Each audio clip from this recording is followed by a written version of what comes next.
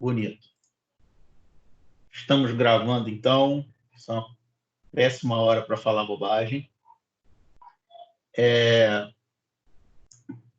Como eu tinha falado, eu fiz 3 PowerPoints que cobrem as aulas desde da primeira aula até o Blink, né? Então, desde a primeira aula, desde o início da matéria até o Blink. Se tudo der certo, a gente termina isso hoje. Se por acaso faltar tempo, não tem problema, a gente continua na outra aula. Agora, se sobrar tempo, a única coisa que eu posso fazer aqui é mostrar algumas coisas de laboratório. Laboratório, a gente tem o site de apostilas, né? Bom, mas vamos começar. A gente já perdeu já bastante tempo. Eu vou colocar aqui em compartilhar para apresentar.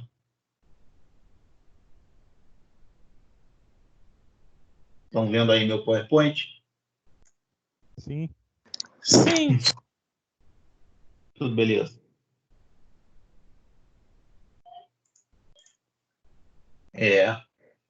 Pelo jeito isso está funcionando. Então, a minha ideia é começar do início, começar da primeira aula, até porque eu mesmo não lembro mais onde a gente estava. Quanto tempo faz já da última aula? 3 meses? 3 meses. 3 meses. É totalmente louco ficar 3 meses sem aula. Na minha época de aluno, a gente chegou a ter 3 meses de greve, né? Mas isso faz 20 anos. Pelo menos aí, desde que eu sou professor, a gente nunca teve uma paralisação tão grande. A gente teve uma paralisação de 1 mês e pouco numa greve, mas 3 meses realmente, e sem previsão de volta, né? É realmente louco. Então, a minha ideia é começar do início. Se tudo der certo, quando a gente voltar presencial, se é que vai voltar, né? Mas quando a gente voltar presencial, de repente a gente estaria na mesma posição que a gente estava antes de começar, antes de parar as aulas, né? E aí tá ótimo, porque a gente continua de onde estava e no máximo faz uma revisão. Até esses vídeos que a gente está gravando podem servir de revisão para os alunos que não puderem participar.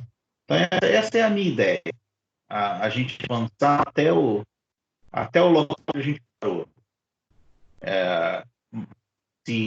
O que vai fazer depois é que eu não tenho certeza. Eu não vou nem pensar no depois agora, né? Então, essa aula 1 seria a primeira aula que a gente teve presencial, né? Eu adicionei umas coisas, mudei algumas coisas, mas de forma geral é isso aí. Eu não faço a menor ideia como é que vai ficar a avaliação, se é que vai ter, como é que vai se resolver essa parte. Difícil até de acreditar que isso vai se resolver, né? Mas a princípio é isso aí. Vamos começar então? Na nossa primeira aula, a primeira coisa que eu falo é sobre a matéria. A gente tem a matéria dividida em basicamente 2 partes grandes, né? Que é microcontroladores, que é isso aqui. Vocês veem meu mouse? Estão vendo Tô o vendo mouse? sim o mouse. Sim. Beleza.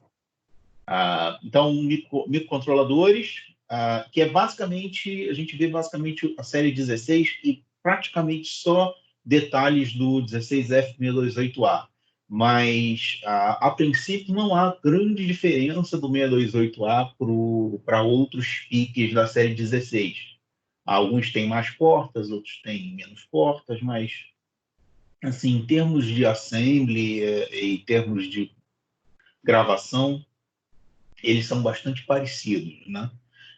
Então, isso aqui, essa parte aqui da matéria, né, esse bloco aqui, daria para fazer a primeira prova, né?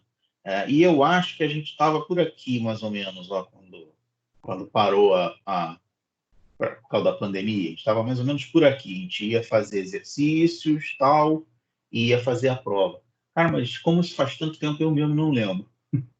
Bom, para a segunda Acho que a última prova, matéria foi botão. foi botão, mas botão em C ou em Assembly? Acho que em C. Botão em C. Caramba, botão em C, então a gente estava aqui, ó. A gente nem chegou em Isso. Assembly.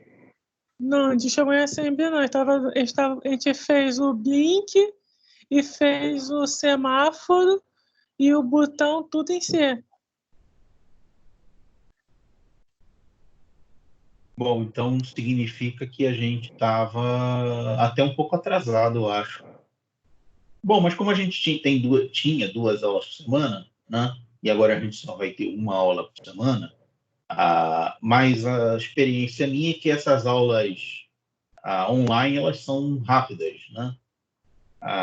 Então eu acho que a gente consegue avançar bem mais rápido com a matéria do que nas aulas presenciais, né? Na segunda parte da matéria, em que a gente não chegou, né, que seria a segunda prova, a gente tem conversores analógico digital e digital analógico,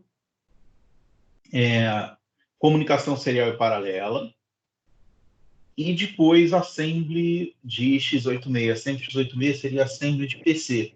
Então, dando tudo certo na nossa aula, a gente teria dois assemblies. A gente teria assembly de PC, né, aqui, e assembly de PIC. O que é assembly é parte dessa nossa aula de hoje. Então, se essa era a dúvida, daqui a pouco a gente tira. A gente começa, então, o microprocessador em C. E depois pulamos para assembly. A ideia é você ter um pouquinho dos dois, né? Um pouquinho das duas ideias. Eu coloquei isso daqui, que eu pensei que os alunos não iam fazer muitas perguntas. Então, eu fiz aqui, eu criei um aluno para fazer pergunta para mim. Então, ao longo dos próximos slides, vai aparecer esse carinha aqui fazendo perguntas. Se os alunos não fizerem perguntas, eu faço pergunta para mim mesmo e respondo. Tomara que eu saiba responder o que aparecer aqui. Então, hoje a gente deve chegar até o blink em C. Então, mais ou menos um pedaço desses três, 1, 2, 3 aqui, né? Qualquer um que quiser me interromper, não tem problema não. Você vê que eu botei umas fotos do quadro. Eu tenho aulas anteriores fotografadas. Inclusive, eu acho que eu tinha todas as aulas de vocês fotografadas. Tem que olhar no meu computador. Aliás, no meu celular. Isso aqui que está para vocês, esse diagrama em bloco que está para vocês, é o processador genérico. Um processador qualquer. É um microprocessador qualquer. Ele é baseado na ideia do Von Neumann, e não Neumann, que idealizou uma máquina capaz de executar tarefas que poderiam ser modificadas ao longo do tempo, né? Até então, os circuitos eram capazes de fazer tarefas que eles foram projetados a fazer. Então, se você precisasse modificar a tarefa a ser executada, você teria que modificar o circuito. Então, você tem um amplificador, o que ele faz? Ele amplifica. Então, eu quero transformá-lo num circuito capaz de fazer uma outra coisa. O único jeito de fazer isso é você fazer um novo circuito, né? E a ideia do microprocessador é você ter o mesmo circuito e você poder fazer tarefas diferentes com esse circuito. E essas tarefas elas podem ser modificadas, né? sem modificar o circuito, mas modificando o programa. A ideia, então, é que o circuito fique igual e você troque o programa que está aqui, o que vai para a memória, né? Então, isso aqui seria um processador genérico. Teoricamente, todos os processadores encaixam nesse diagrama em bloco. Existem duas possibilidades de aula de microprocessador, né? É a aula de microprocessador para eletrônica e a aula de microprocessador para computação. Se a gente estivesse dando aula de microprocessador para computação, seria uma aula completamente diferente. Embora a ideia é chegar no mesmo lugar, mas seria uma ideia diferente a forma de dar aula, né? Essa forma de dar aula com esse diagrama em bloco que está aqui seria para eletrônica, né? Por que é para eletrônica? Porque isso aqui é de sistema digital básico, é um contador. Então você tem um clock, gerador de clock, ligado a um contador, o computador ligado à memória e a memória ligado a um circuito decodificador. Quando o clock envia sinal, envia clock, né, envia pulsos de clock para o contador conta 0, 1, 2, 3, 4 e assim por diante. O contador é o contador simples, binário, BCD, né? Contador BCD, e ele simplesmente conta de 0 até o último estado que ele é capaz de dar. Então, é interessante que toda a matéria de digital até agora, uma das coisas mais importantes era contador. E o contador síncrono de 0 a n. Então, isso é uma das poucas coisas que são levados à frente, né, e que se usa muito de digital básica, né? Lógico, além de memória, flip-flop, né, isso também tem utilidade. O contador, então, envia para a memória. Isso aqui que está aqui, seria o endereçamento da memória, o address, né, de memória. Então, quando você envia 0 para a memória recebe um comando dizendo: eu quero ler a posição 0. Então, a memória pega e lê a posição 0 e envia a posição 0 para o decodificador de instrução. O que está gravado nesse 0 é um comando, mas o que ele vai fazer depende do programa. Inicialmente, isso aqui poderia ser usado como um sequenciador. Então, você envia 0 para a memória, então, envia o que tiver gravado para o decodificador de instrução. Por exemplo, um número, 5. Na posição 1 pode ter outro número, na posição 2 pode ter outro número, na posição 3 outro número, na posição 4 outro número. De acordo com os números gravados na memória, você tem diferentes instruções. Essas instruções podem servir para input-output, I/O, né? Ou podem ser ações que o microprocessador pode fazer. Por exemplo, ele pode acionar cargas, ou ele pode fazer contas, né? Ou ele pode gravar coisas num dispositivo externo, qualquer coisa nesse sentido. Então, isso aqui é um microprocessador básico. Todos os processadores, desde da CPU do seu computador, ou do supercomputador, até a CPU do Arduino, né, ou de qualquer processador bem simples, eles funcionam mais ou menos nessa ideia aqui. Alguém poderia até questionar que não se usa Von Neumann no PIC. O PIC tem uma outra forma de funcionar, que não usando a arquitetura Von Neumann. Apesar de não ser Von Neumann, o PIC tem a mesma ideia. O contador ligado à memória, mais ou menos o mesmo esquema. Isso a gente vai ver mais para frente. Então, olha só, o contador vai e conta. O objetivo do contador é contar, né? Quando ele conta, ele envia para a memória o que ele quer, né? Eu quero a posição 0, eu quero a posição 1, eu quero a posição 2. Inclusive, o reset, a ideia do reset é você mandar o contador para a posição 0. É isso que acontece quando você aperta o reset. Você aperta o reset, você força o computador à posição 0. Na posição 0 tem o programa, né? O programa nas posições iniciais seria o boot, né? Lógico, de um processador mais complexo, não do que a gente está trabalhando com o PIC. O PIC não tem boot, ele não tem sistema operacional, ele simplesmente liga e faz o que você mandou, né? Até certo ponto, isso é ótimo para a gente estar aprendendo. A única coisa que o processador faz é o que você mandou, exatamente na ordem que você mandou e exatamente no momento que ele liga, né? Então, as ações podem ser contas, soma, subtração, tal, pode ser input, output, ler sensores, gravar na memória, acender, girar um motor, acender um LED, né? Qualquer coisa assim. Então, essa aqui é mais ou menos a ideia. Olha só, o contador conta 0, 1, 2, 3. O que está gravado na memória pode ser qualquer coisa. Qualquer valor pode estar gravado na memória. Isso aqui, esses números nessa sequência, tá vendo? Isso aqui é um exemplo, né? 15, 99, 21, 12. Isso aqui é o programa. É estranho você imaginar o programa como uma série de números, né? Mas no início da programação para microprocessadores, que é também o início de processadores dos sistemas digitais, você programava com esses números, né? Você programava digitando ou colocando esses números na memória. É só a partir de mais para frente começou a surgir ferramentas para você não precisar programar diretamente com os números. Mas até hoje é possível programar diretamente com os números, lógico, é bastante complicado de fazer, né?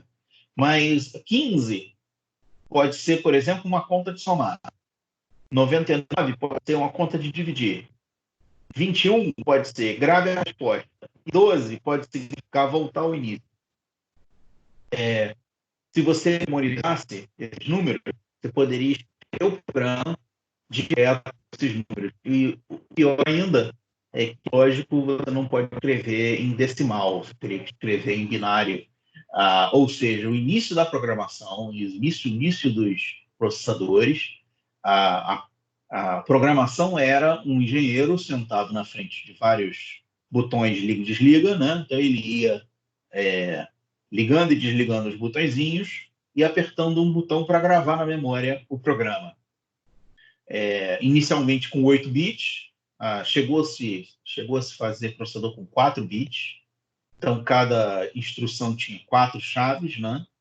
Ou seja, você só pode ter 16 instruções, mas mais para frente evoluiu-se para 8 bits. 8 bits foi um enorme desenvolvimento, só teve décadas de desenvolvimento de processador de 8 bits, que existe até hoje. O PIC é um processador de 8 bits. Aqui uma coisa bastante interessante é conta de dividir, tá vendo? O PIC não é capaz de fazer conta de dividir. Então o PIC é tão simples, é um processador tão simplório, que ele não é capaz de fazer divisão, nenhuma divisão, né? A não ser divisão por 2.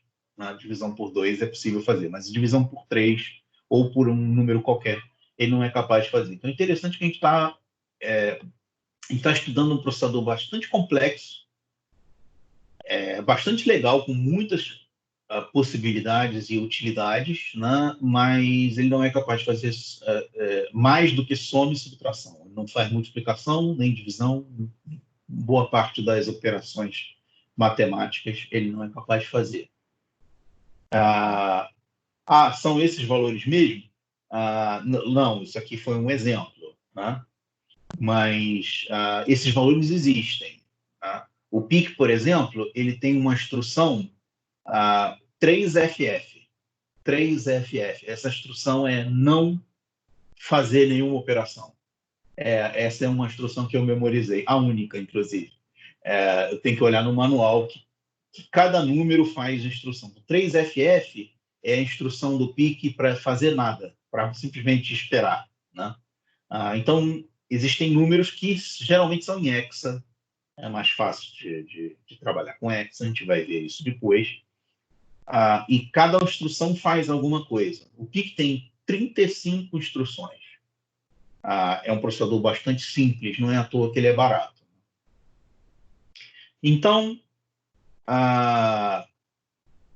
ações. Né? O que o processador é capaz de fazer com essas ações? Né? Essas ações aqui, ó, né? Do decodificador de instrução. Ele pode fazer soma e subtração, ele pode fazer AND, OR, NOT. O PIC pode fazer isso, e pode fazer soma e subtração, pode fazer AND, OR, NOT. AND, OR, NOT com o quê? Tá? O que você vai fazer AND, o que você vai fazer OR? Então, teoricamente, os valores vão vir da memória. talvez o seu próprio programa coloque os valores na memória e faça a operação, né? Então, por enquanto, fica estranho por que motivo eu faria um AND, um NOT, ou uma soma, uma subtração, né? Mas isso pode ficar mais claro para frente. A trigonometria é básico de qualquer processador, o PIC não é capaz de fazer. Multiplicação por divisão e divisão também não é capaz de fazer. E exponenciação, seno e cosseno hiperbólico e outros, quem é capaz de fazer isso é o PC. Né? O PC é capaz de fazer isso. O processador de celular também é capaz de fazer isso hoje. Né? Hoje, uns 5 anos para cá. Né? Transformadas complexas, algumas transformadas complexas o PC é capaz de fazer, e o celular não é capaz de fazer. Então, você vê que as ações fazem muita diferença na capacidade que um processador tem. Né? Se o processador é capaz de, com um clock só, fazer uma transformada matemática complexa, como, por exemplo, uma decodificação de vídeo ou um giro tridimensional em alguma coisa, ele é um processador com maior capacidade computacional. Lógico, se você vai utilizar isso, né? Você vê o design gráfico dessa imagem aqui, né? Dá para ver aqui as lâmpadas da sala. Então, ações que todos os processadores têm. Todos os processadores devem ter duas ações garantidas, que são jump e move. Um processador sem jump, sem move, é até possível, mas é estranho, né? É estranho que você não coloque isso num processador. O que é o jump? É uma instrução que diz para o contador modificar algum valor. Por exemplo, como a gente tinha visto aqui, volta ao início. Tá vendo? Volta ao início. Então, volta ao início seria você voltar para a posição 0. Digamos que o 0 seja o início, né? Então, se a memória tiver um comando volte ao início, ele vai avisar o contador ir para o 0. Né? E isso permite que eu repita operações várias vezes. Né? Ou você também poderia saltar para frente, fazer alguma coisa, depois voltar para trás e repetir. Né? Outro comando muito comum é um comando para modificar a memória. Na arquitetura von Neumann, que é a arquitetura que a gente está usando aqui como base, a memória é uma só. Você só tem uma memória. Né? Você só tem uma memória. Seria a RAM, né, do PC. Então, o PC só tem uma memória, que é a RAM. Todas as outras memórias do PC são para gravar dados para o futuro, né, para salvar alguma coisa. Né? Mas a memória RAM seria essa memória aqui, ó. Então, num PC, isso aqui é a RAM. O programa, então, viria do HD. Mas no PIC, não. No PIC, você tem só o sistema, o diagrama em bloco não é assim. O PIC tem memória RAM, tem memória EPROM. A gente mais para frente vai ver isso. Então, outras ações que você tem são soma e subtração, AND, NOT e OR. Isso aqui, né, você já tem 1, 2, 3, 4, 5, 6, 7 instruções do PIC, das 35 instruções que o PIC tem. Então, você já tem aqui uma quantidade grande de instruções. O PIC é um processador RISC, ou seja, um processador de instruções reduzidas. Quanto mais reduzido for um processador, menos ações, menor capacidade computacional ele tem, mas também mais barato ele vai ser. Por que é mais barato? Porque essas ações aqui são feitas por circuitos eletrônicos, eles não são programas. Não faria sentido que o processador fosse um programa. Né? O processador é um circuito elétrico, digital, né? Um circuito eletrônico, mais precisamente. E cada ação que você tem que fazer, ela tem que ter um circuito separado. Então, lógico, vai ficar mais caro. Né? Então, esses processadores aqui capazes de fazer multiplicação e divisão, trigonometria, tal, eles têm circuitos capazes de fazer essas ações, e isso faz ele ficar bem mais caro, lógico. Se você já comprou um tablet na China, meus pêsames, tá? Eu já comprei vários tablets na China e eles sempre dão algum defeito. Mas se você já comprou um tablet na China ou se você já comprou um processador, um celular ou um notebook ou qualquer coisa assim, você já viu justamente essas características aí, que são especificações do microprocessador, e como o celular e o tablet e o notebook eles têm um microprocessador, inevitavelmente você vai ouvir essas especificações por aí.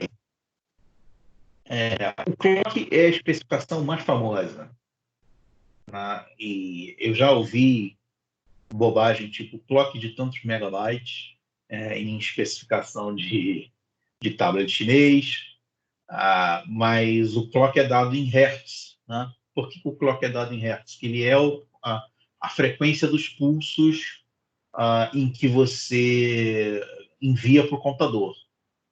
O clock, então, é a velocidade das ações, porque você vier aqui, ó, quanto mais rápido for o clock, mais rápido vai ser a contagem. Mais rápido a memória vai carregar o programa, mais rápido vai decodificar e mais rápido vão fazer as ações. Então, a memória precisa ser tão rápida quanto o clock.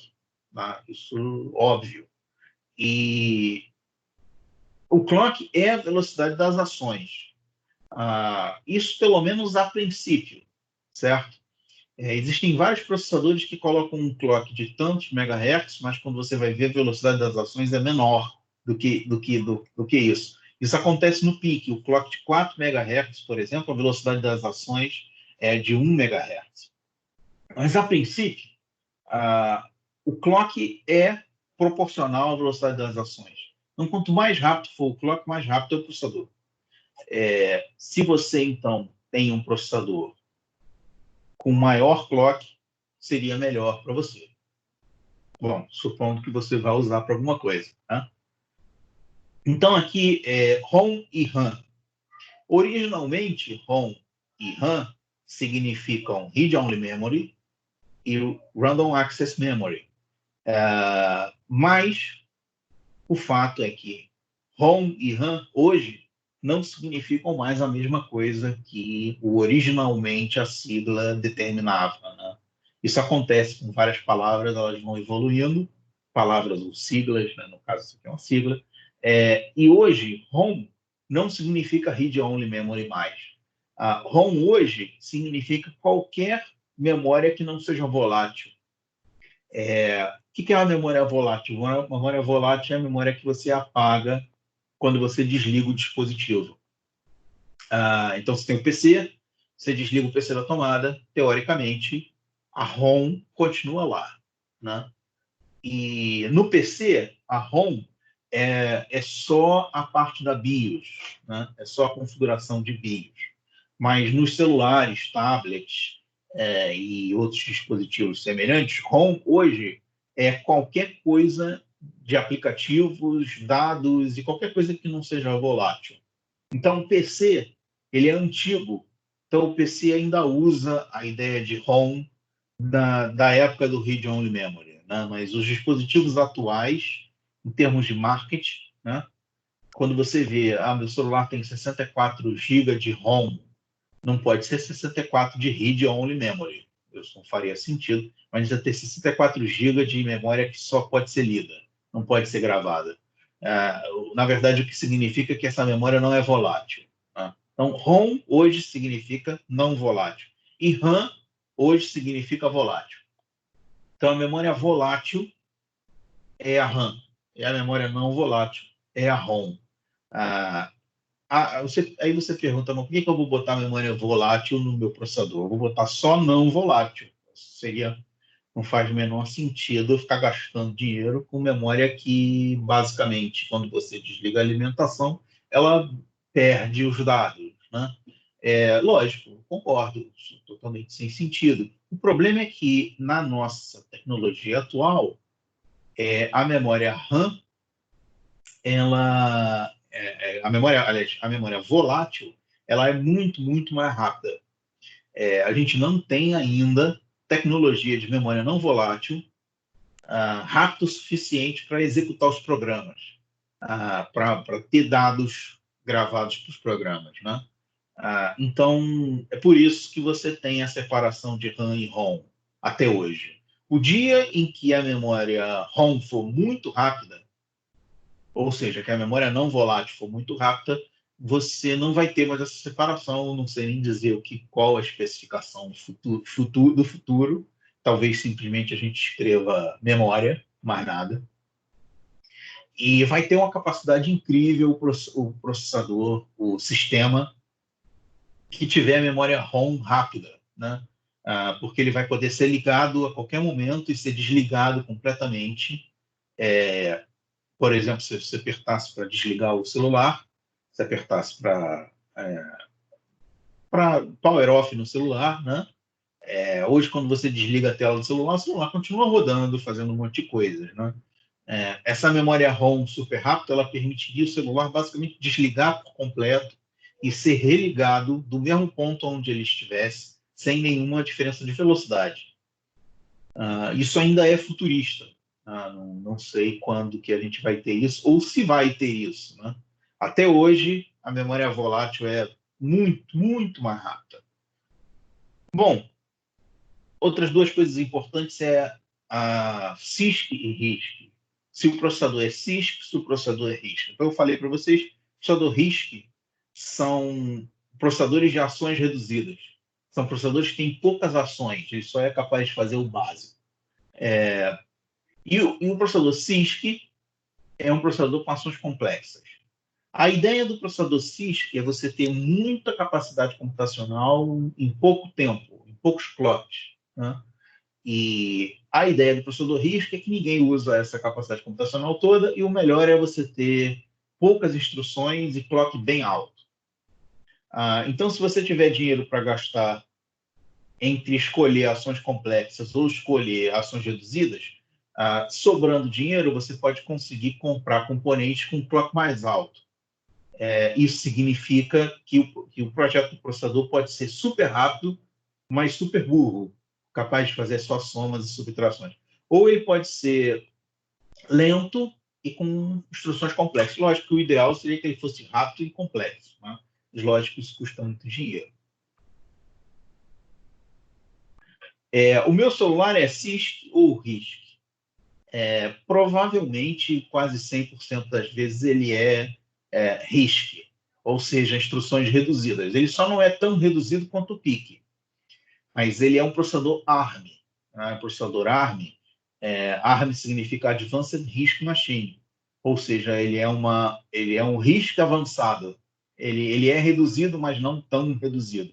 Por que eu falo que provavelmente é RISC? Existem celulares x86, existem celulares com processadores x86. Ainda assim, é um RISC, mas ele tem mais instruções complexas.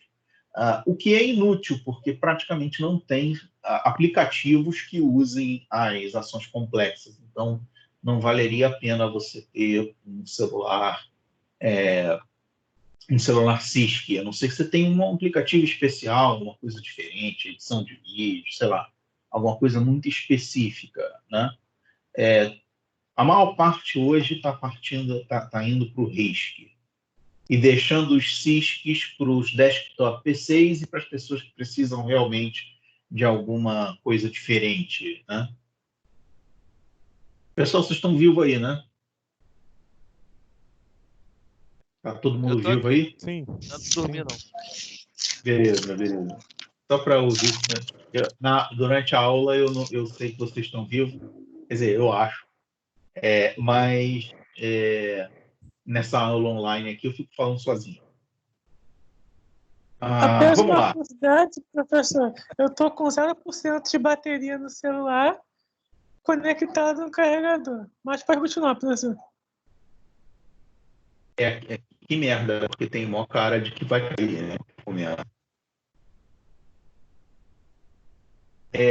O celular também está carregando. porque eu estou usando o celular para falar com vocês. O celular é a minha webcam. Vou até olhar isso. Eu estou com 60%. Também estou carregando aqui. Qualquer coisa eu vou puxar uma outra bateria, uma outra fonte mais legal. Eu tenho essa fonte aqui, deixa eu mostrar para vocês. Eu tenho essa fonte aqui, vocês estão vendo? Tô vendo. Tá ao contrário? Tá em espelho? Tá Ou não? espelho, eu acho. Não. Não, tá normal. Beleza. Você tá Você espelhado. consegue ver 5 volts e não sei o quê? Sim, Aí aqui, tá vendo que 3 USBs são branquinhas e um USB é preta? sim. E por quê? Uma das USBs é supercharge. É o ideal que você tenha um carregador supercharge. Se você usa um carregador que não é o original, ele provavelmente não é supercharge. Então, se ele não sendo supercharge, ele não é capaz de carregar o celular na velocidade que o fabricante queria que você carregasse. O meu celular, vou desconectá-lo, vou conectar no supercharge. Olha lá, tá vendo que tá escrito 5 volts? Todas elas têm 5 volts e pouquinho. Sim. Vou conectar aqui, ó. Conectar aqui. Você viu que ele foi para 9 volts? Sim. Um pouquinho ampere? É 1.7 agora. Isso. 1.8. Eu não consigo ver porque para mim está com mirror, com espelho. 1.7. Pô, agora eu tô com 1.7 ampere em 9 volts. Isso é aliás, o nome disso é fast charge. Você tem o fast charge, que é 9 volts, e o supercharge, que é 12 volts. Não coloque em 12 volts no seu celular para ver se ele carrega super rápido, que provavelmente ele vai explodir. O celular tem que ser fabricado com essa ideia, né? A maioria dos Samsung tem suporte ao fast charge. Então, essa é a razão de você não conseguir carregar o seu celular no seu carro com aqueles carregadores comuns. E os carregadores comuns são 5 volts. Esses celulares de hoje não carregam com 5 volts mais. Se você não tiver pelo menos os 9 volts do fast charge, ele não vai carregar. Eu tenho esse aqui. Por isso carrega mais rápido. Carrega bem mais rápido. Você consegue ir de quase 0% a 100% em menos de 1 hora. E, lógico, a bateria vai para o cacete rapidinho, né? Baterias de celular duram um ano no máximo. E se o seu celular não pode remover a bateria, que é o padrão hoje, né? O celular meio que morre em 1 ano, né? Usando esse sistema. Mas não tem o que fazer, porque o fabricante, se você colocar ele para carregar em 5 volts, ele demora tipo 8 horas para carregar. Então, vê se você está com o carregador original, porque senão ele não vai conseguir carregar nada, não. E eu não estava, eu estava com um carregador comum aqui, um carregador simples, né? Então, vamos continuar. Sim. Vamos lá. Outra especificação do CPU, muito importante, é o número de bits. O número de bits é a quantidade de informação computada em um clock. Né? Então, você tem um clock, você computa uma capacidade de informação. Ele também afeta o tamanho da instrução e o tamanho do número que você vai fazer a conta. Então, fica claro agora que o processador ele é basicamente alguma coisa que faz contas, né? É engraçado aqui, o Teams me avisou que eu estou com baixa qualidade de rede. Está me ouvindo? Sim. Aqui dá para ouvir, às vezes picota, mas parece que é a minha também que está chovendo. Não está muito bom o meu sinal, não. Não, mas às vezes picota assim. Vamos lembrar que hoje é a primeira sexta-feira depois que reabriram os bares, né? Então, fudeu tudo. Vai todo mundo, todo mundo da área técnica que devia ficar lá de plantão deve estar em outros locais. E aí vai ser complicado. Mas olha só, número de bits, certo? Número de bits é a capacidade, afeta a quantidade de memória que você tem, afeta a quantidade de memória que você pode ter, né? E afeta também a capacidade de computação, afeta também o tamanho do número que você pode somar. Uma CPU de 8 bits pode somar números até 256. Uma CPU de 16 bits é capaz de somar números até 65.536. Você vê que, então, processadores de 8 bits e 16 fazem conta de forma bastante lenta uma vez por clock, né? Ou você faz contas com números pequenos, ou você vai ter que fazer contas com vários clocks, até ter um número grande, né? Então, uma CPU de 32 bits pode fazer contas com números até 4 bilhões. O valor do número até 4 bilhões. Então, se você quiser fazer 2 bilhões mais 2 bilhões, você consegue fazer com um processador de 32 bits, em um clock só. Então, significa que o PIC não pode somar 2 bilhões mais 2 bilhões? Pode. Ele só não vai fazer isso num clock só. Ele vai demorar 4 clocks, né, para chegar em 32 bits. Porque o PIC, ele computa de 8 em 8 bits. Então, para ele chegar em 32 bits, eu preciso de 4 clocks. Então, para você fazer uma conta com um número grande, você vai precisar de mais clocks. E, lógico, isso vai deixar o processador mais lento, né? A quantidade de memória também é afetada. Um processador de 8 bits só conseguiria ir até 256 bits ou bytes de RAM. Bom, bits ou bytes, porque depende da forma com que você acessa. Você pode acessar a RAM de forma paralela, que é o padrão, todo mundo usa, né? Aqueles chips de memória, né? Aqueles DIMM, né? Eles são paralelos. E se ele for paralelo, você acessa bytes de uma vez. É o padrão. Então, você vai até 256 bytes. Um processador de 16 bits pode ir até 64K bytes. E um processador de 32 bits pode ir até 4 GB. Você vê que é o mesmo valor daqui, né? 4 bilhões é 4 GB, 65 mil é 64K, com o K igual a 1024, que é padrão, né? E 256 aqui. Ou seja, é possível ter mais memória do que isso aqui? Num processador de 8 bits? É possível, tanto que o PIC tem mais que 256 bytes de RAM. O que o PIC faz para ter mais do que a memória que ele pode ter com 8 bits? Ele só pode acessar 256 por vez. Então, ora ele está acessando um pedaço de memória de 256 bytes, ora ele acessa um outro pedaço de memória, se chama bank de memória, ou um sistema de chaveamento ou alocação de memória, né? Isso é usado para você disfarçar essa quantidade máxima de memória aqui que você pode ter. Agora, tem casos em que não dá para fazer. Ou o sistema operacional não suporta, ou o programa não suporta, e aí você vai ter que ficar com essas limitações aqui, né? Muito comum você ter essa pergunta, né? O Windows 64, então, é melhor.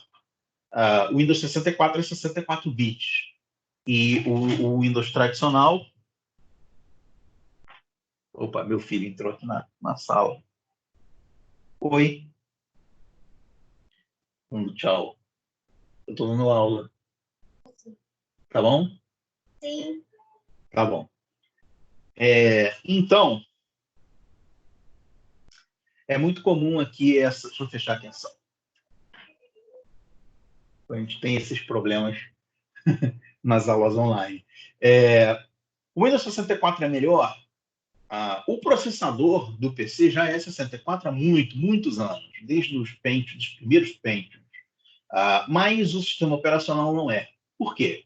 Demorou anos e anos até que os Windows, ou os sistemas operacionais, né, os Linux e tal, fossem para 64, que isso exige uma reprogramação de vários aplicativos. Então, ninguém queria fazer isso. Então, demorou muitos anos até você ter as primeiras versões 64 utilizáveis, né? E mesmo assim, quando você começou a ter as primeiras versões 64, não tinha aplicativo 64. Os aplicativos rodavam em compatibilidade. Hoje, praticamente todos os aplicativos são 64 bits. Então, vale mais a pena usar versões de Windows 64 bits, sem dúvida nenhuma. E um dos motivos é você não ter essa limitação aqui de 4 GB de RAM.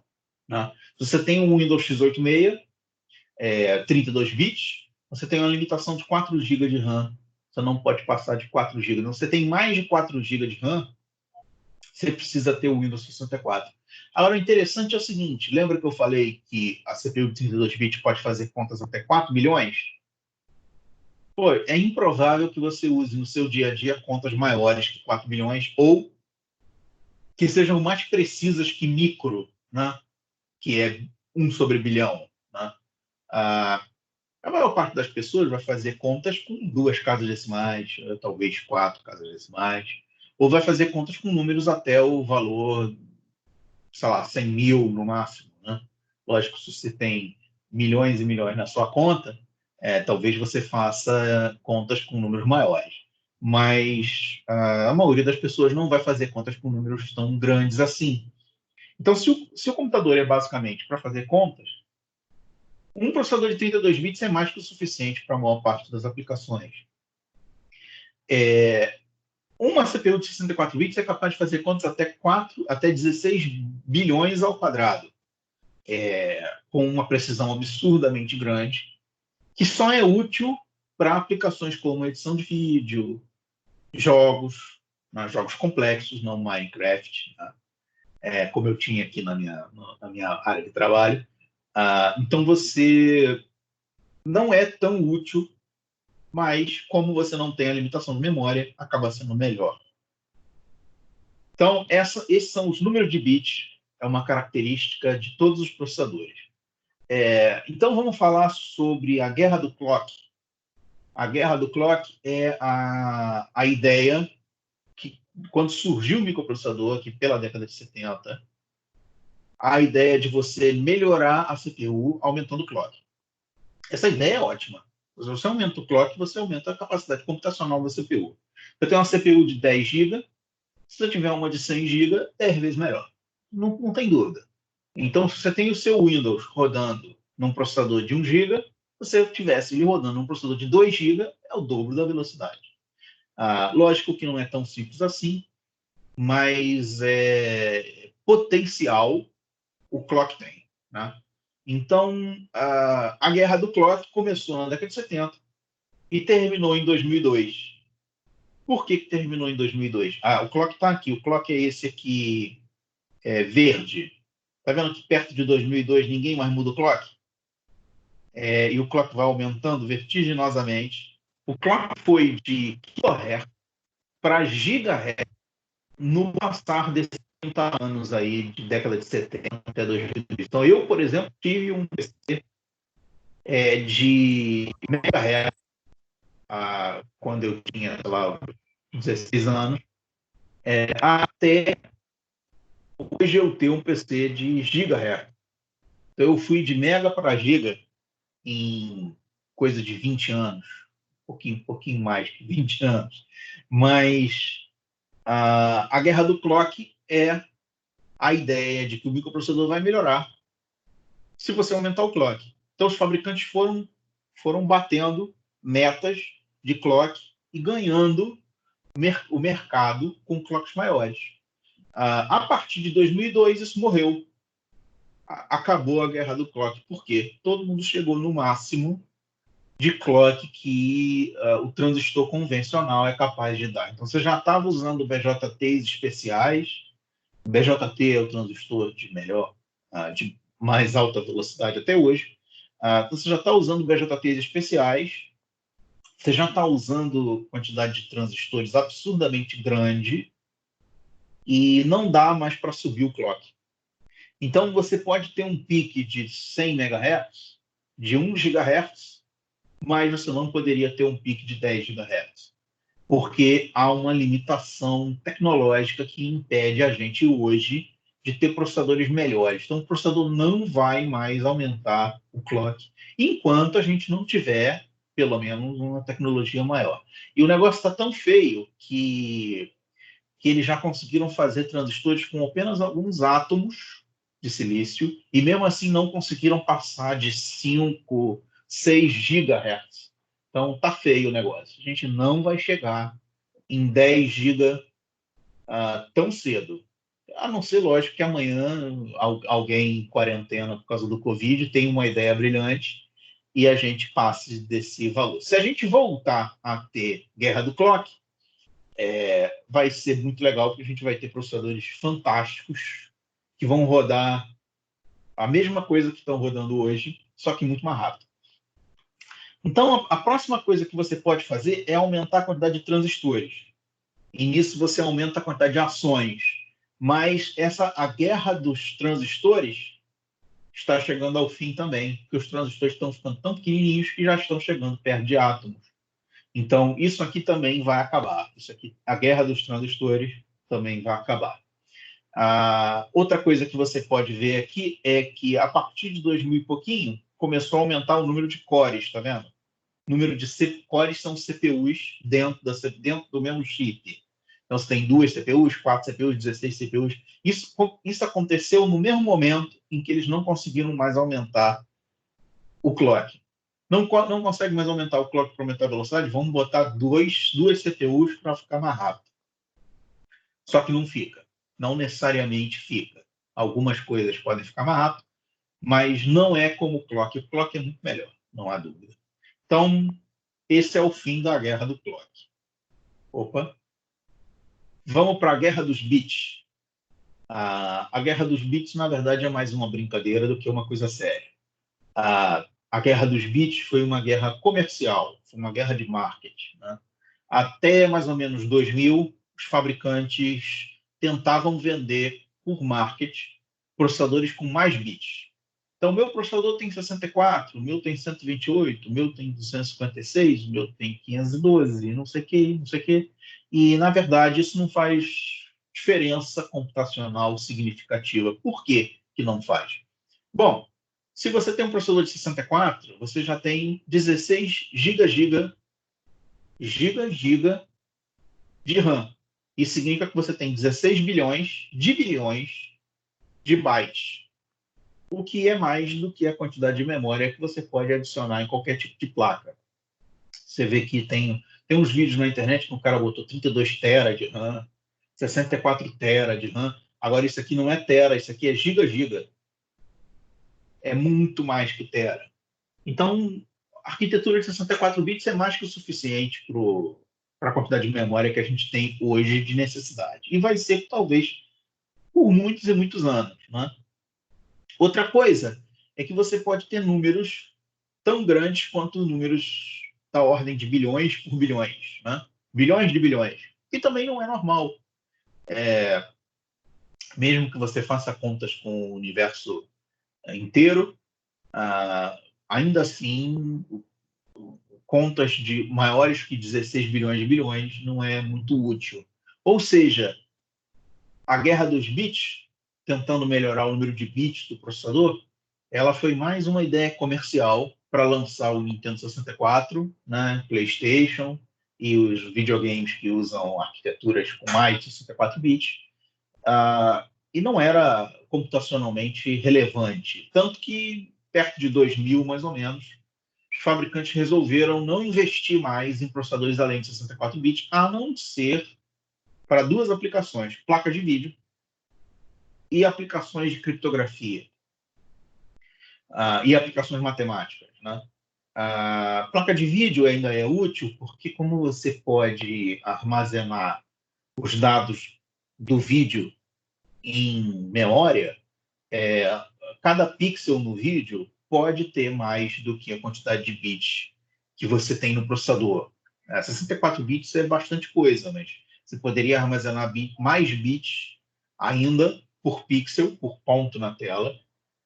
E aí você passa a ter uma utilidade para o processador de 128 bits. Então, vocês sabem, praticamente todas as placas de vídeo, mesmo as mais baratinhas, como a minha placa baratinha de vídeo, a maioria delas é 256 bits o processador. Então, a guerra dos bits que começou de forma comercial, market, acabou descobrindo que é útil para vídeo. Então, você tem o PlayStation 5 hoje, processador é 64 bits, processador de vídeo é 256 bits, mas o processador que faz as contas é 64 bits, assim como o PlayStation 4 também né? E assim como o Xbox, a maior parte dos videogames. A ideia hoje é que todas as plataformas, Android, Windows, iPhone e iOS, né? Todas estão partindo para 64 bits. Bom, isso aqui é legal, se vocês lembram dessa primeira aula, vocês sabem a resposta, né? Mas isso aqui é uma comparação entre dois processadores que eu tinha em 2006, ou seja, faz tempo isso, né? Mas ainda vale a pena a comparação. E na época eu tinha dois processadores, um Pentium 3500 com 2 GB de RAM, 2 GB de RAM, e ele é um processador CISC. Eu sei que ele é um processador CISC. Pentium 3500 é um processador desktop, né? Na época era um processador cartucho. É uma das poucas épocas em que o processador não era um chipzinho quadrado. Ele era um cartucho que você enfiava na placa-mãe, né? E 500 MHz, bastante antigo. Ele é de 96. Então, ele era da época da Guerra do Clock, né? Ele foi 3 meses depois substituído por uma versão 750 MB, que foi 3 meses depois substituído por uma de 1 GB e assim por diante, no meio lá da Guerra do Clock. E eu estou tentando comparar esse processador com um processador ARM 6 de 1.5 GB com 512 MB de RAM. É um processador CISC, é um celular 10 anos depois do lançamento desse desktop.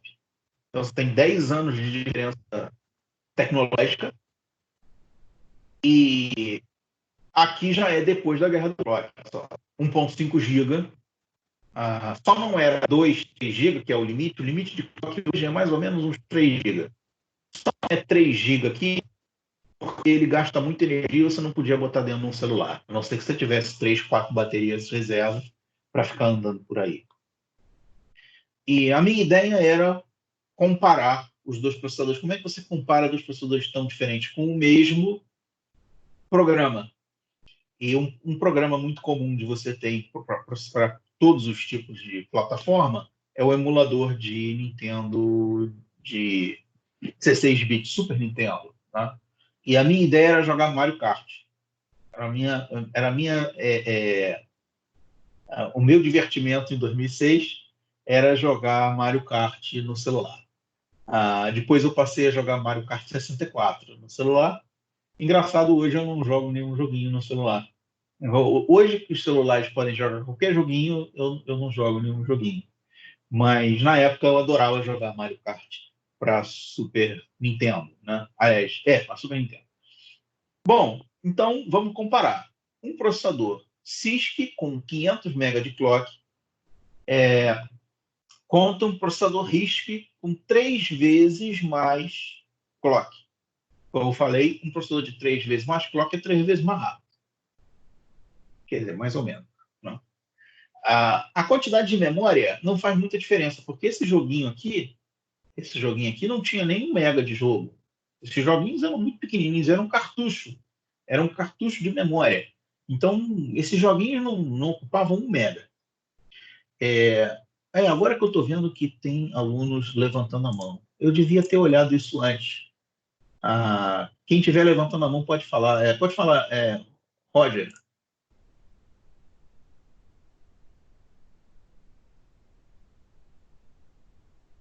Alô? Vocês estão vivos aí? Eu tô vivo. Eu acho que foi o Eduardo. Eu tô que levantou vivo. a mão. Vivo. Eduardo, pode levantar a mão aí. Quer dizer, pode abaixar a mão e falar, não tem problema não. Ou não, ou foi sem querer.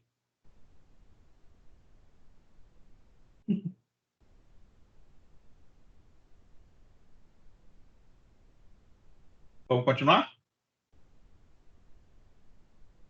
Pode continuar. Tá, vamos lá então. Então, continuando. A memória eu já falei que não vai fazer diferença. Não, o jogo não é nem 1 mega. Então, ele não vai ocupar nada da memória. O que vai fazer diferença é o fato de ser RISC-CISC e o fato de ser 500 ou 1.5 GB. Então, a ideia é quem ganhou, né? Aonde foi mais fácil jogar Mario Kart? No celular de 2006 ou no desktop de 1996? Vocês lembram dessa aula? Lembro não, mas acredito que tenha sido no celular de 2006, correto?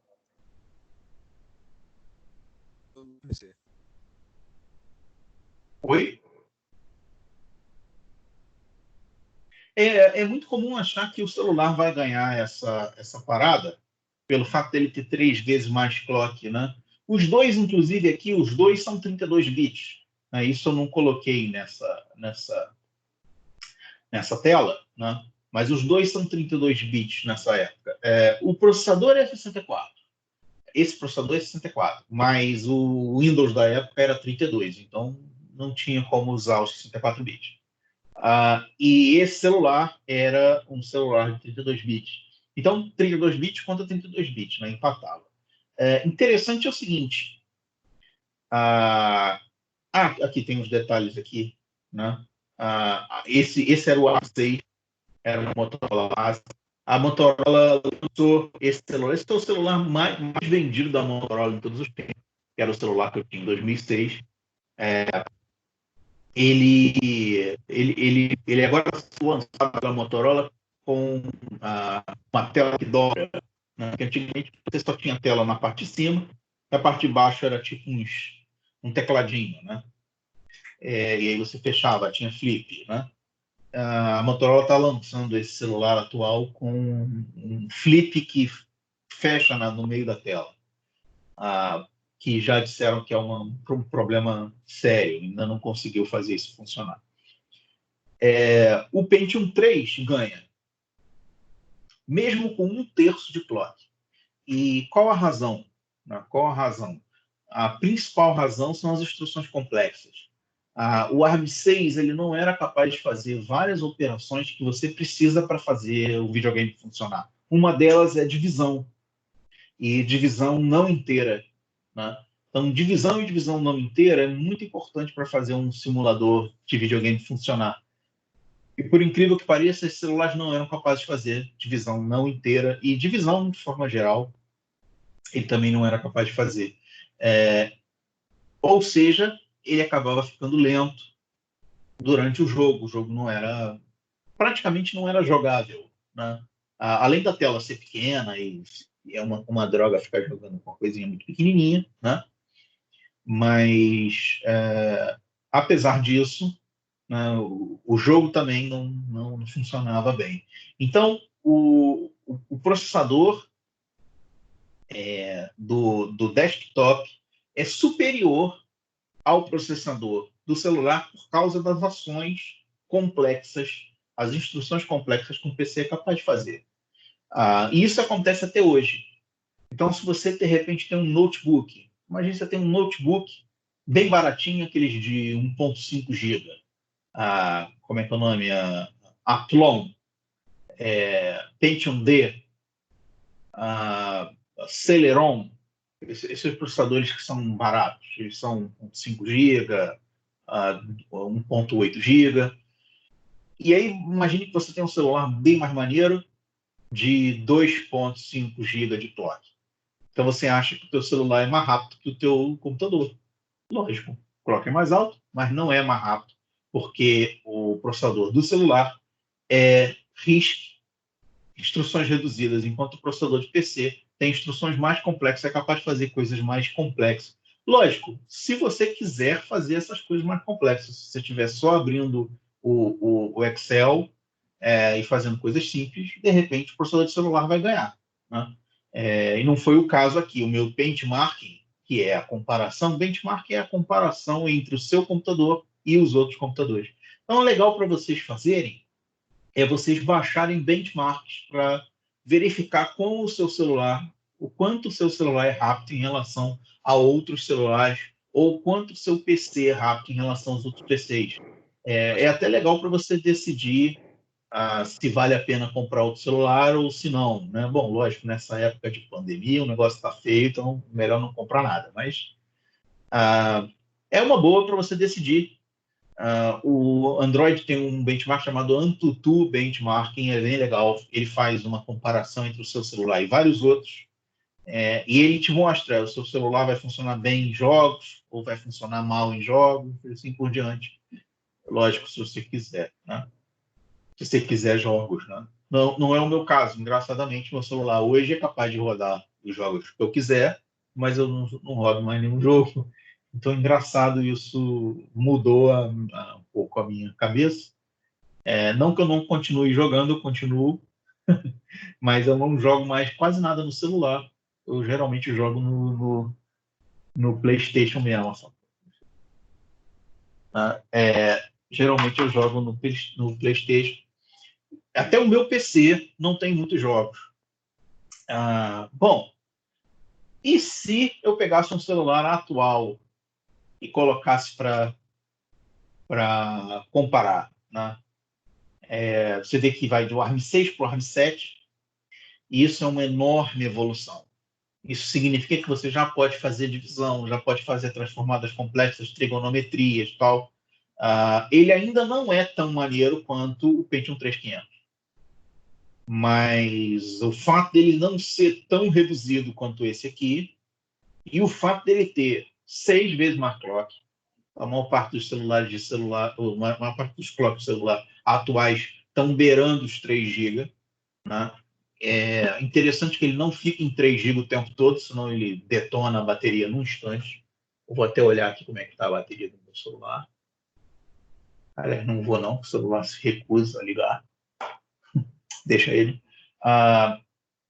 Mas você tem 6 vezes mais clock, né? Ele não fica nesse clock o tempo todo, senão a bateria vai embora num instante.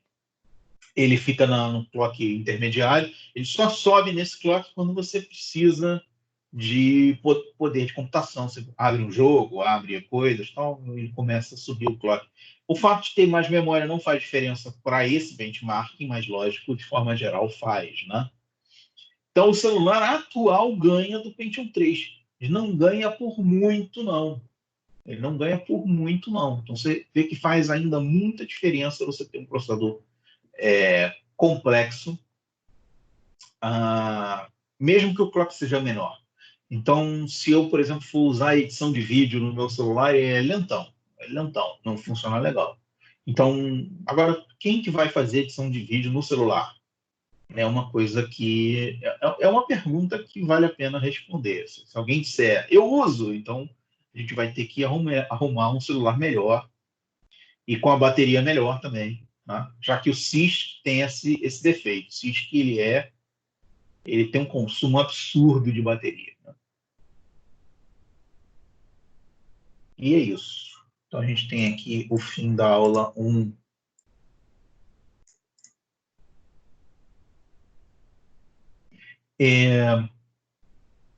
Essa aula vai até que horas? 21?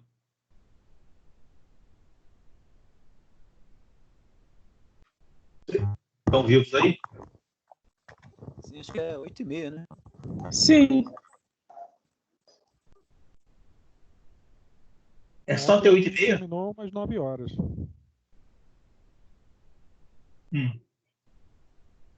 Eu achei que a gente ia bem mais longe. Também a gente começou um pouco mais tarde, né? De repente, na próxima, a gente começa mais cedo. Acho que começa umas 7h30, né? Se eu tivesse aqui algum benchmarking para mostrar para vocês no PC, eu usava para vocês verem. Mas no PC eu não tenho, eu teria no Android. Deixa eu ver aqui o PowerPoint. O que eu quero fazer é começar a gente tem mais 20 minutos, começar a aula 2 só, né? E depois a gente se despede.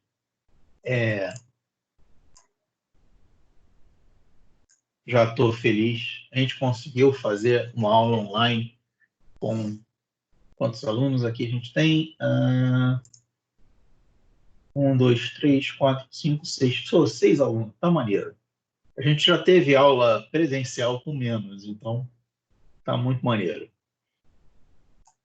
Tá bem legal. Vamos então para o iniciozinho da aula 2. Então, semana que vem eu volto um pouquinho, a gente começa novamente para a aula 2. Aí, semana que vem eu vou fazer o seguinte, eu vou começar do início do PowerPoint e se o pessoal chegar um pouco mais tarde, vai pegar no meio, né? Qual o processador que a gente vai esmiuçar? Né? São duas. A gente vai falar um pouquinho sobre o PC, mas isso na segunda parte da matéria. E na primeira parte da matéria a gente vai falar sobre o PIC. Qual o PIC? PIC da série 16. Especificamente, PIC 16E628A, que é o PIC mais barato. Interessantemente, ele só é mais barato porque ele é produzido em série. Porque existem outros PICs mais simples que o 16F628A, que só não são mais baratos porque você compra pouco dele, né? Se você for um fabricante e puder comprar milhões de peças de um mesmo PIC, outros PICs que não o 628A vão ser preferência. Então, interessante, se você abre um circuito com PIC, um circuito comercial com PIC, raramente é o 628A, raramente. O 628A é o PIC do hobby, o PIC do projetista, né? Para comprar em pequenas quantidades. Então, você tem a série 12, a série 14, a série 16 e a série 18. E outras séries especiais de PIC. Então, a série 12 e 14 são PICs baratos. Baratos se você comprar milhões de peças. Se você comprar uma, o 628A ainda é mais barato. Aí você tem o PIC da série 16, ele chama de mid-range. Tem a maior parte do que você precisa para fazer qualquer projeto. E aí você tem o PIC da série 18, são os PICs mais caros. Que é possível que daqui a alguns anos a gente passe a dar aula com o PIC da série 18. Se ele vier a ficar mais barato que o PIC da série 16. Né? Por enquanto, não. O PIC da série 16 ele é semelhante ao Arduino, ao processador do Arduino. O fabricante é a Microchip. E como que a Microchip ganhou o mercado dos processadores famosos todos, da Intel, do Z80, 68000 e outros processadores famosos que tinham o mercado na década de 90. Né? Como que ganhou o mercado a Microchip? Principalmente porque tudo da Microchip é de graça, a não ser o chip. Você compra o chip, o resto é de graça. Lógico, o gravador é pago, né? Mas mesmo assim, no início da Microchip, eles davam o circuito do gravador para você montar em casa. Então, aliás, em casa não, no laboratório, na loja. Então, tudo do PIC, em termos de documentação, é de graça. O software para gravar é de graça, o compilador é de graça, e isso possibilitou que o PIC ganhasse o mercado por ele ser barato nesse sentido. A Microchip queria vender chip, por isso Microchip. Enquanto os outros fabricantes querem vender as ferramentas. Então, você compra um processador, você tem que comprar o kit de desenvolvimento, você tem que comprar banco de dados aliás, banco de dados não, você tem que comprar material, né, manuais e coisas assim, e isso não é uma boa ideia hoje com a internet. Então, isso é interessante que a Microchip começou a ganhar o mercado antes da internet ficar tão utilizada. Né? Ele é um processador de 8 bits na série 16. A série 18 também é 8 bits. E você tem alguns processadores PIC de 16 bits. Ele é um processador RISC com poucas instruções. O fato de ser RISC significa que o número de instruções é feito de forma a ser o menor possível. O clock de 4 MB até 20 MHz de clock. Pode parecer pouco, Mas se você não tem que lidar com mídia, vídeo, áudio e coisas do gênero, você não precisa de um processador com mais do que 20 MHz. Interessante que eu estou falando do processador, mas o PIC, na verdade, é um microcontrolador. E a gente vai falar qual é a diferença um pouquinho mais para frente. A série 16 possui PICs desde 8 pinos até 40 pinos. A gente está usando um com 18 pinos. Ele é barato, simples, fácil de usar. Eu já respondi essa pergunta. Isso é muito? 20 MHz? Isso é muito? É mais que o suficiente para a maior parte das aplicações que não requer mídia, que requer controle, né? Sem áudio, vídeo e coisas do gênero. Né? Então, 20 MHz é até um clock bastante bom. Os dois primeiros números do processador indicam a série. O F indica que a memória é flash. 628A indica o modelo. Tá? Então, o modelo tem vários modelos dessa série 16. Então, você comprar o 877A, é um PIC com mais I/O, mais entradas e saídas, né? De 40 pinos. Ele vai ser mais caro. E o assembly, teoricamente, é o mesmo. E o C também é muito parecido. Ele só tem mais memória, mas ele é parecido. Então, isso é interessante, porque você pode comprar o 628A para fazer o protótipo, né? E uma vez funcionando o protótipo, você pode comprar um outro PIC maior para fazer um projeto maior, né? E é isso que eu vejo como padrão hoje. Você compra o 628A para fazer protótipo e você raramente vê um produto comercial com 628A. A maior parte das vezes é com outros PICs, ou da série 16 ou de outras séries. Você vê, quando você olha a especificação de um processador PIC, você pensa que você está lendo errado.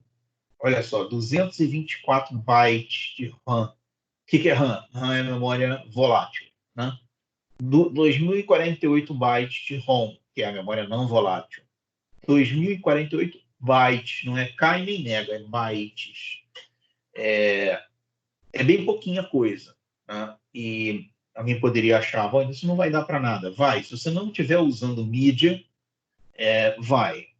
Mas eu quero usar mídia. Se quiser usar mídia, é inevitável que a gente tenha que ir para um processador mais complexo e com sistema operacional. Tá?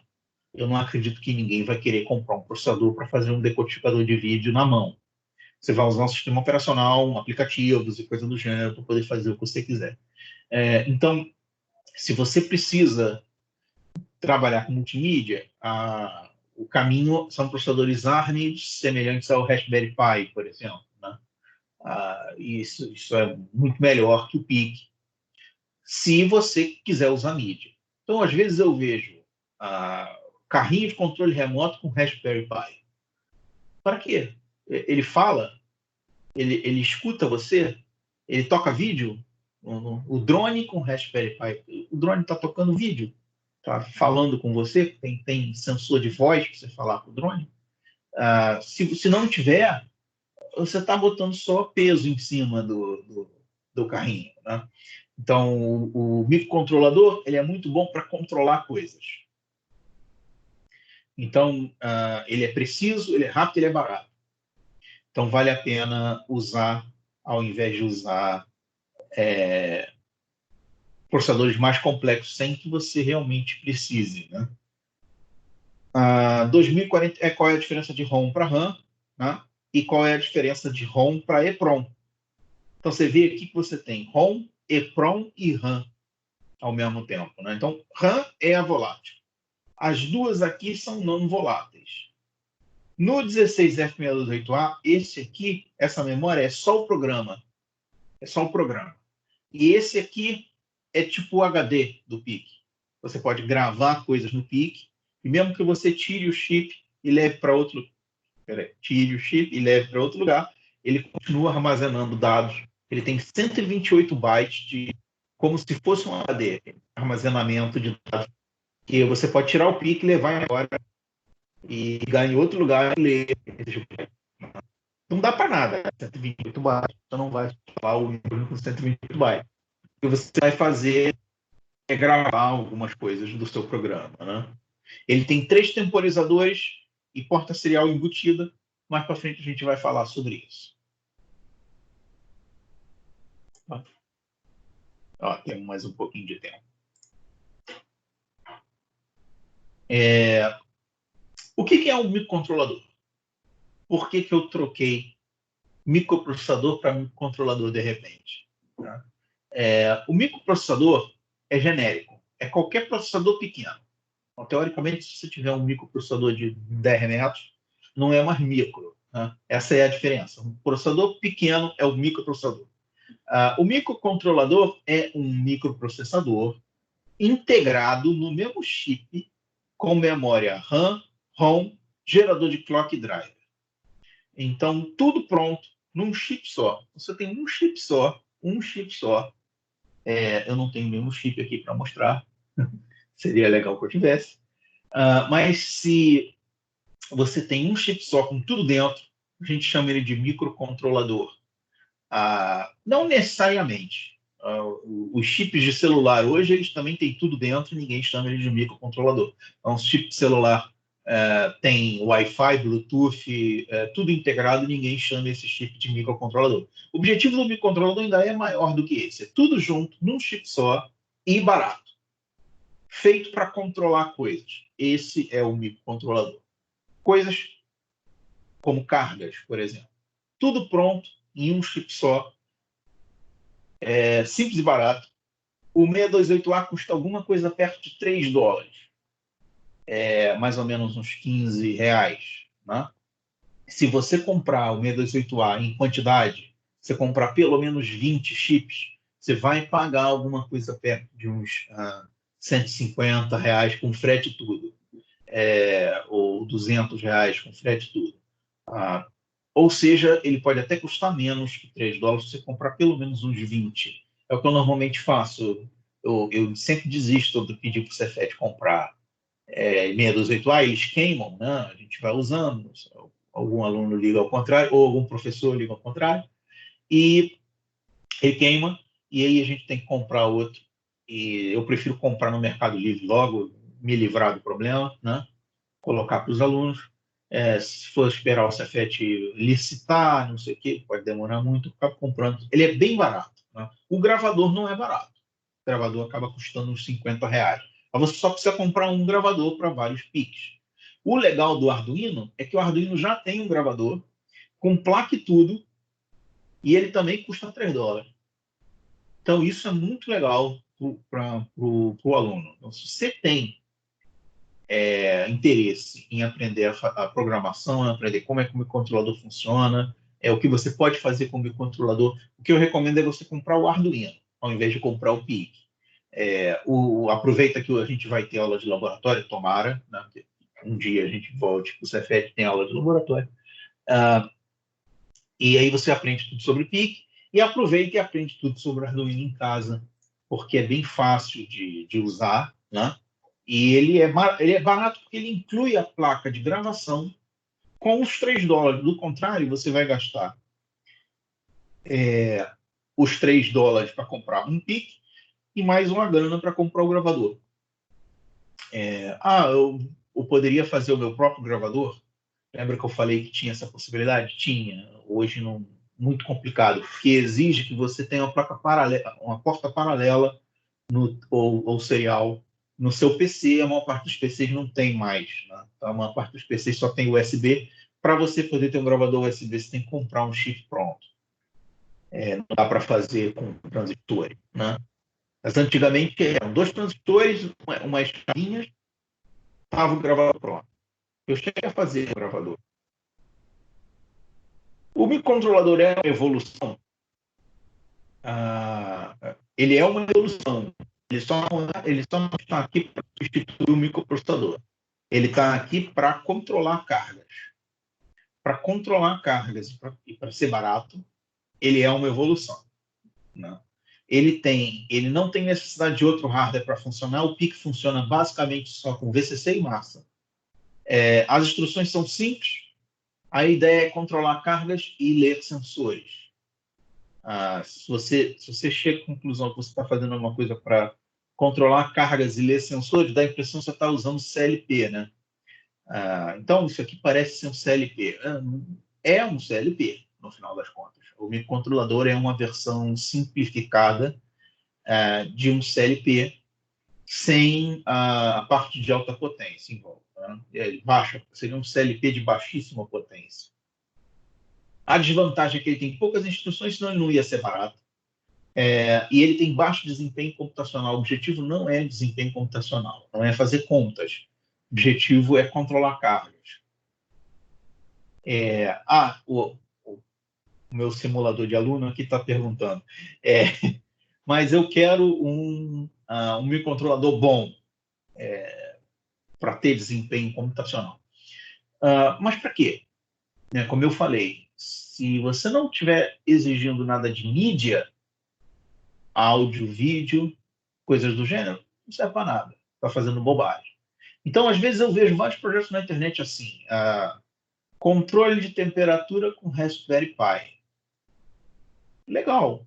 O Arduino faria a mesma coisa com $3 ao invés de $30. Bom, mas eu botei uma telinha para você ver a temperatura. O Arduino também é capaz de fazer isso comprando a telinha e o controlador da telinha. Mas eu queria que rodasse Linux. Então, beleza. Se você queria que rodasse Linux, não vai rodar nada no microcontrolador PIC. Agora, para quê? Para comunicar com a internet?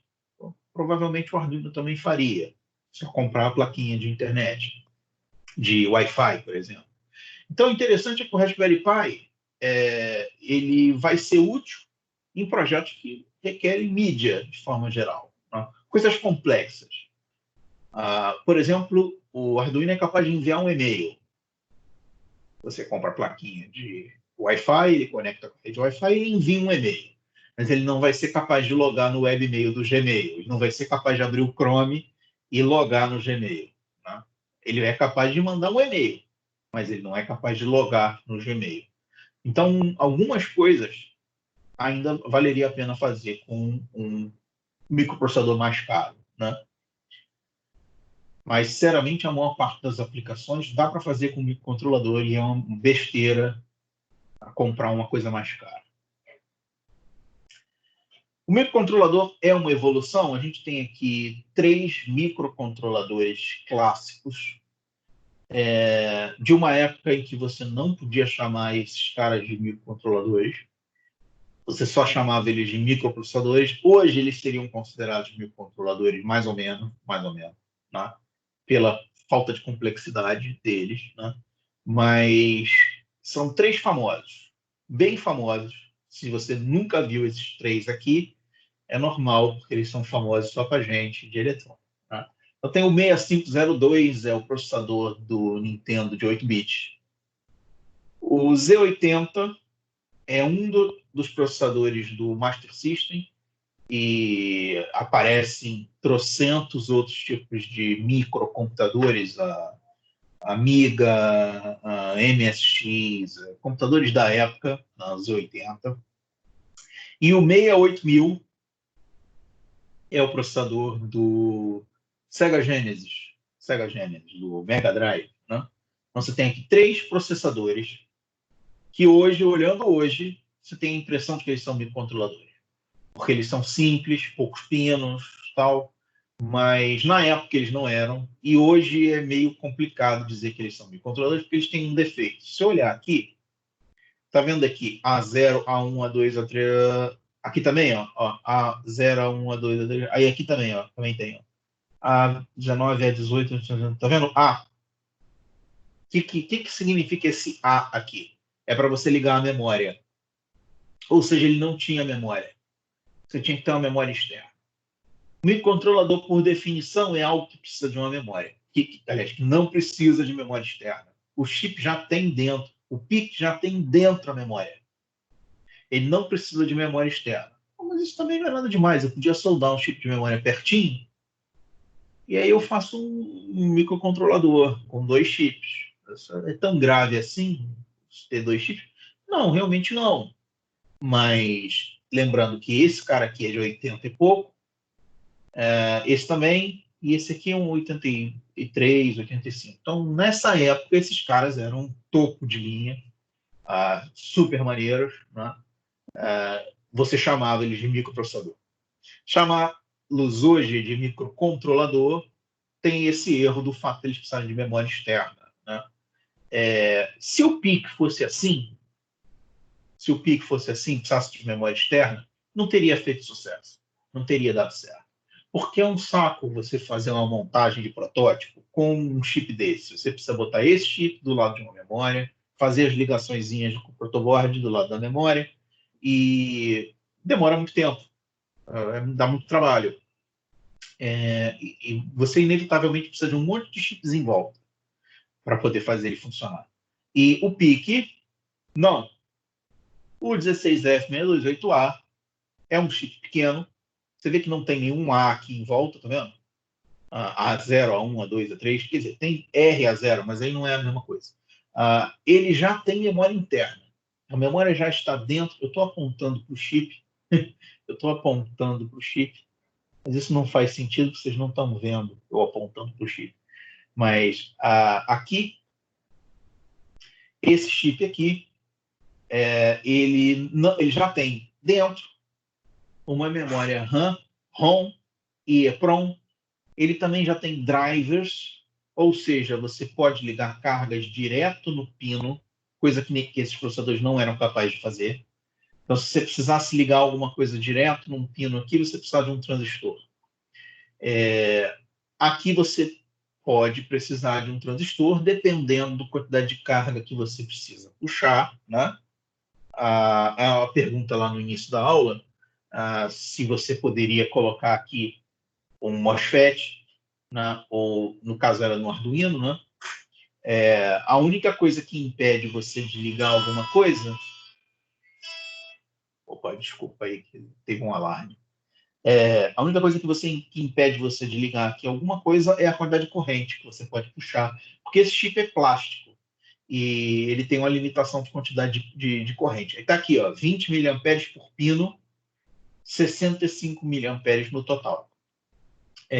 Você tem clock interno de 4 MB, 3 temporizadores, porta serial, 16 pinos de input e output, 5 volts de alimentação, 20 mA por pino. Esse chip aqui está pronto para você alimentar aqui no pino 5, no pino 14 e sair usando. Eu não preciso de mais nada, a não ser da coisa que eu vou controlar. Motores, transistores, LEDs, sensores, e do PIC, propriamente dito. Se você fizesse projetos com o 6502, é muito legal, mas você ia precisar de uma placa de desenvolvimento. Mesma coisa no Z80, mesma coisa no Z8000. É interessante que em capacidade computacional esses dois são parecidos com o PIC. O Z8000 é superior ao PIC. Interessante porque você não imagina que um chip da década de 80 é superior ao PIC.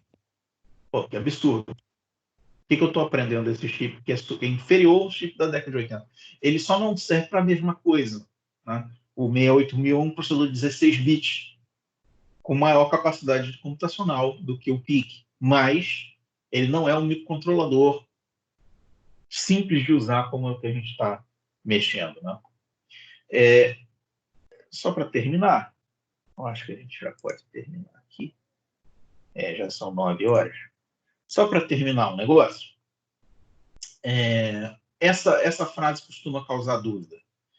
20 mA por pino, 65 mA total. Espera aí. Se são 20 por pino, como é que pode ser 65 mA total? Se você estiver drenando 20 mA de um pino, você pode drenar mais 20 mA de outro, mais 20 mA de outro, você tem 60 mA, certo? Se você tentar puxar mais 20 mA de um quarto pino, aí não pode. Você tem uma limitação por pino e uma limitação total.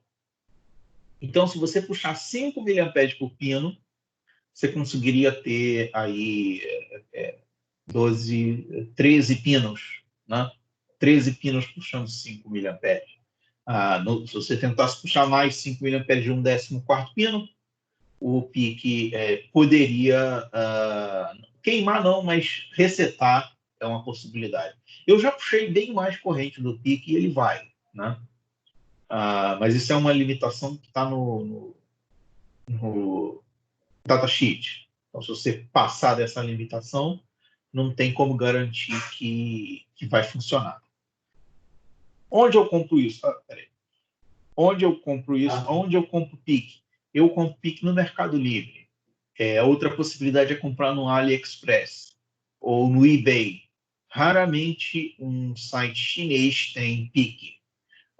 Isso porque o site chinês costuma vender coisas que são fabricadas na China de forma cópia, né? Copiada. E não faz sentido copiar o pique. Não faz sentido copiar o pique. Pique é um processador simples. O chinês não teria nada a ganhar em fazer outro pique. Então, sites chineses tradicionais não costumam ter microprocessador PIC para vender. Às vezes tem gravador, mas o microprocessador PIC não costuma ter. Então, AliExpress, eBay, Mercado Livre são as formas mais fáceis de comprar o PIC. Eu só compraria o PIC se eu já tivesse um Arduino, já tivesse sabendo tudo sobre Arduino. O Arduino é a porta de entrada para você aprender a programação, né? Então, compre Arduino primeiro, bem mais fácil de usar que o PIC. Depois, se você estiver bem com o Arduino, você pode, de repente, pensar num projeto mais legal com o PIC, né? Então, pessoal, a gente acabou aqui na metade da aula 2. E a gente continua para a aula que vem, que a gente vai chegar até a configuração TRIZ. Estão vivos aí ainda? Ainda estamos vivos. Isso. Sim, sim. Essa era a hora que eu ia comer o joelho lá no Cefet.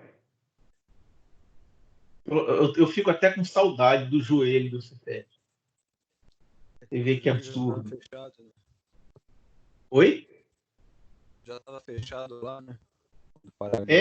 Já está fechado há tempo, né? Já não tem nada a tempo. Eu não faço a menor ideia quando é que vai voltar. Tô com saudade agora também. O Cefet costuma mandar aqueles comunicados dizendo vamos voltar, estamos suspensos até agosto, estamos suspensos até setembro, mas está assim a cada semana, né? Cada 2 semanas tem um novo comunicado dizendo estamos suspensos mais tempo. Eu não faço ideia. Se as coisas melhorarem muito, talvez as aulas voltem em agosto, né? Mas eu não tenho muita esperança que isso vá acontecer, não.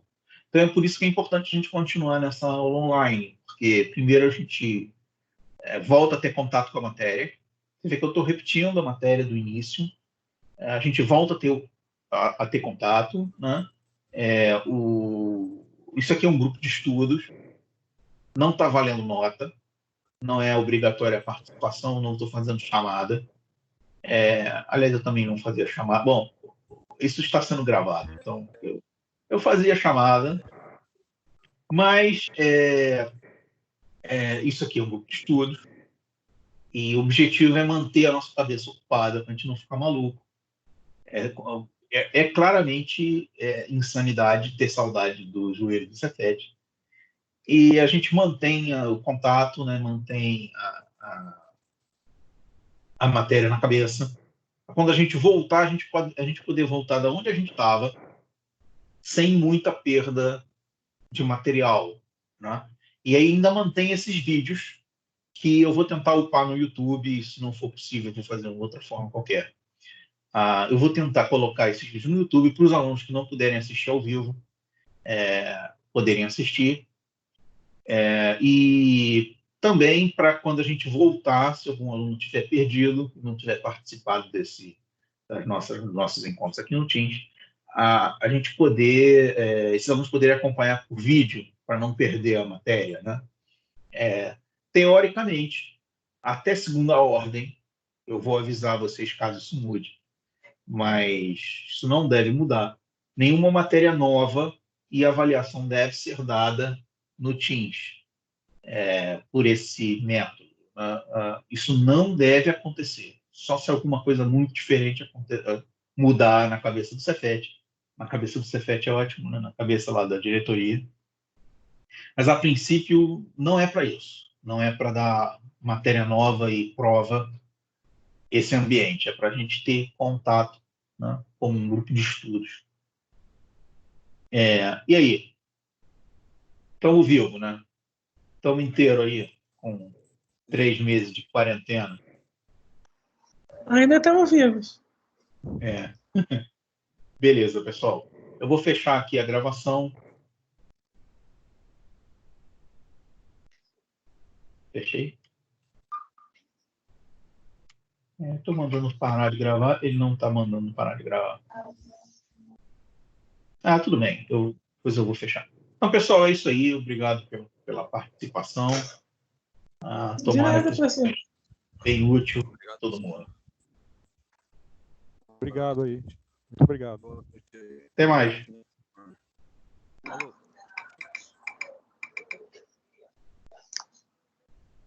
Muito obrigado, professor.